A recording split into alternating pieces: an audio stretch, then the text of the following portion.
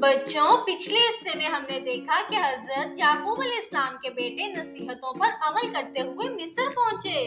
آج کی کہانی وہ خاص لمحہ ہے جب برسوں بعد دو بھائی آمنے سامنے ملے۔ امی جان، کیا بنیامین علیہ السلام کو تبھی پتہ چل گیا تھا کہ یہ ان کے بھائی یوسف ہے؟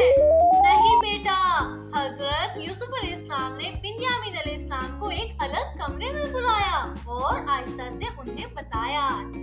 ترجمہ: میں تمہارا بھائی یوسف ہوں، اب غم نہ کرو جو کچھ یہ کرتے رہے ہیں۔ سوچو بچوں، برسوں کی جدائی، دلوں کا درد اور پھر ایک بھائی کا دوسرے کو گلے لگانا۔ یوسف علیہ السلام نے بنیامین علیہ السلام کو تسلی دی، پیار دیا اور کہا کہ اب وہ اکیلے نہیں ہیں۔ امی جان، پھر تو بنیامین علیہ السلام بہت خوش ہوئے ہوں گے نا؟ جی بیٹا، پھر قرآن بتاتا ہے کہ یوسف علیہ السلام نے ایک خاص حکمت سے کام لیا۔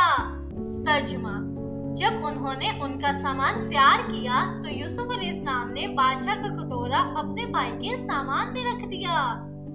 ہے امی جان، وہ کیوں؟ بیٹا، اچانک دربار والوں کی آواز گونجی۔ ترجمہ: اے قافلے والوں، تم میں سے کسی نے بادشاہ کا کٹورا چرا لیا ہے۔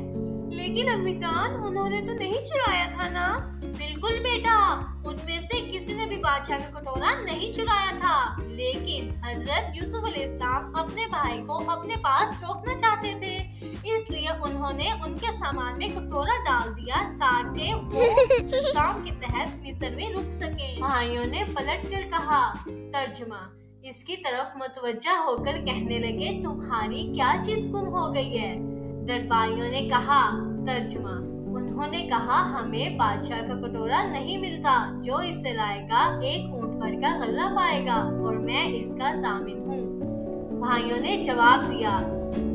ترجمہ: انہوں نے کہا، اللہ کی قسم، تمہیں معلوم ہے ہم اس ملک میں شرارت کرنے کے لیے نہیں آئے اور نہ ہی ہم کبھی چور تھے۔ دربار والوں نے کہا۔ ترجمہ: انہوں نے کہا، پھر اس کی کیا سزا ہے کہ اگر تم جھوٹے نکلو؟ امی جان، پھر کیا ہوا؟ انہوں نے کیا جواب دیا؟ بیٹا، انہوں نے کیا جواب دیا وہ ہم جانیں گے اپنی کہانی کے اگلے حصے میں۔ تب تک کے لیے خدا حافظ۔